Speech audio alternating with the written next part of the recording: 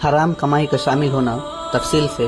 حرام کمائی کا مطلب وہ کمائی جو اسلامی شریعت کے خلاف طریقوں سے حاصل کی جائے، جیسے جھوٹ بول کر بیپار کرنا، کسی کو دھوکہ دے کر پیسہ لینا،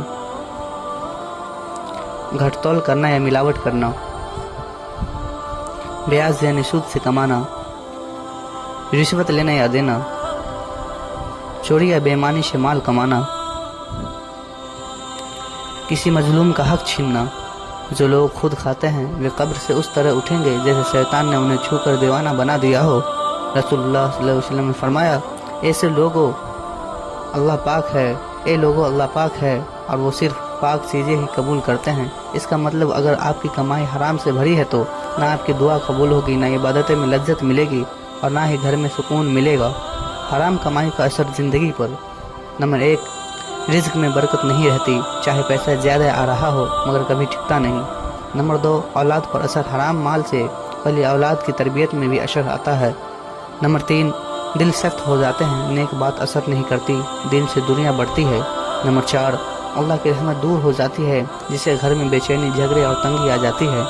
حلال کمائی کا فائدہ: جب انسان حلال محنت اور ایمانداری سے روزی کماتا ہے تو اللہ اس میں برکت ڈالتے ہیں، دل کو سکون اور اطمینان ملتا ہے، دعا قبول ہوتی ہے، گھر جنت کا نمونہ بن جاتا ہے، اولاد صالح بنتی ہے۔ حرام کمائی تھوڑی دیر کے لیے دولت دکھا سکتی ہے، لیکن برکت، سکون اور اللہ کی رضا صرف حلال روزی سے ہوتی ہے۔ نمبر 2، نماز کی لاپرواہی تفصیل سے۔ نماز اسلام کا سب سے بڑا فرض ہے۔ یہ ایک ایسا عمل ہے جو انسان کو رب سے جوڑتا ہے، اس کی روح کو طاقت دیتا ہے اور برکتیں کے دروازے کھولتے ہیں۔ مگر جب انسان روزگار، کاروبار یا دنیا کی مشغولیت میں نماز کو ٹال دیتا ہے تو اس کی زندگی سے کیا نکلتا ہے؟ نمبر 1، برکت اٹھ جاتی ہے، وقت تو بہت ہوتا ہے لیکن کام پورے نہیں ہوتے۔ نمبر 2، دماغ الجھا رہتا ہے، فیصلوں میں غلطی ہوتی ہے، دل کو سکون نہیں ملتا۔ نمبر 3، رزق سے اللہ کی رحمت دور ہو جاتی ہے، محنت کے بعد بھی نتیجہ نہیں آتا۔ نمبر 4، گناہ آسان ہو جاتے ہیں کیونکہ دل اور روح کمزور ہو جاتی ہے۔ اگر بستیوں کے لوگ ایمان لاتے اور تقوی اپناتے تو ہم ضرور ان پر آسمان اور زمین سے برکتیں کھول دیتے۔ یعنی اگر انسان اللہ کی عبادت، خاص کر نماز میں مستقل رہے تو برکتیں خود چل کر آتی ہے۔ رسول اللہ صلی اللہ علیہ وسلم نے فرمایا، آدمی اور کفر کے درمیان فرق نماز ہے۔ اس کا مطلب نماز چھوڑنا انسان کو ایمان سے دور کرتا ہے۔ نماز چھوڑنے والوں کا انجام: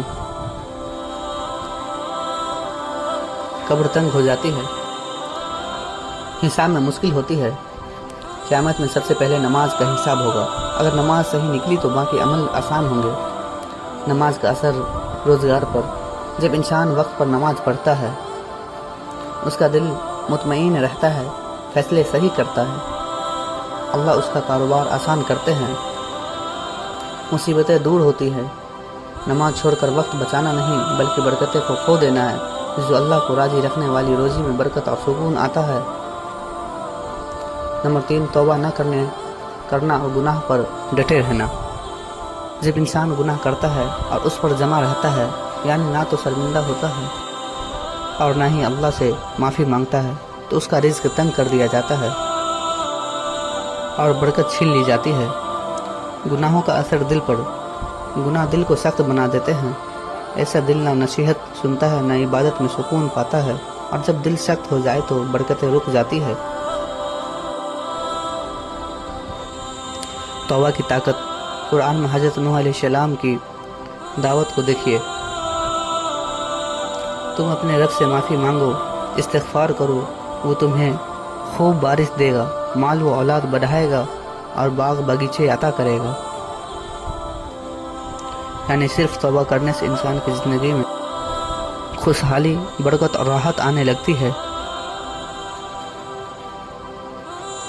برکت کا بند ہو جانا اللہ کی ناراضگی کی نشانی ہے۔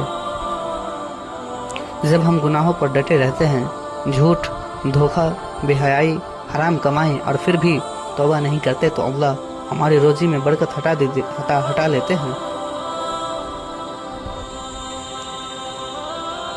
سب سے پہلا قدم توبہ دل سے سچے ارادے سے، یہی راستہ ہے برکت اور رحمت کو واپس بلانے کا۔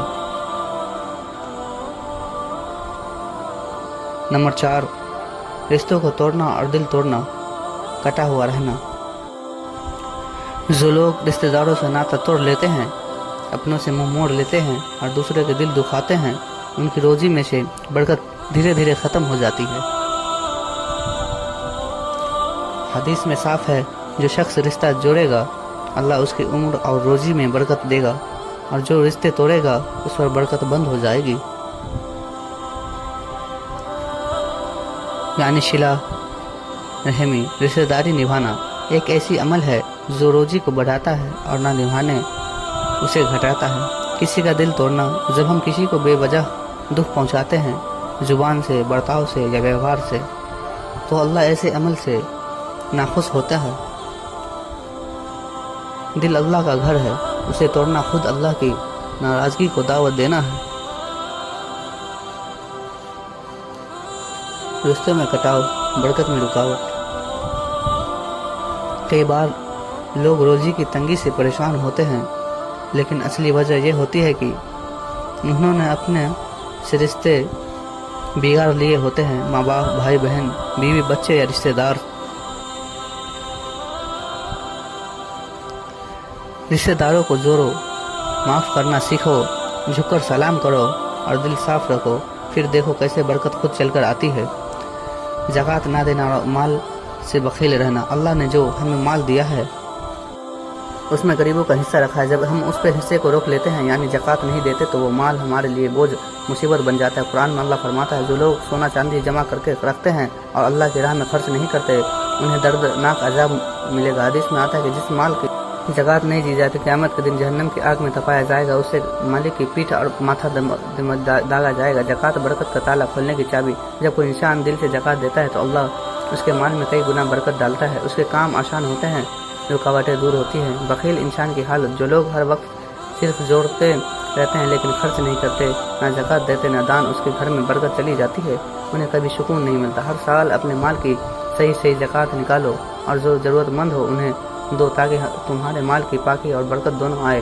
اگر آپ چاہتے ہیں کہ آپ کے رزق میں برکت ہو تو یہ عمل ضرور کریں، کثرت سے استغفار، استغفر اللہ پڑھنا۔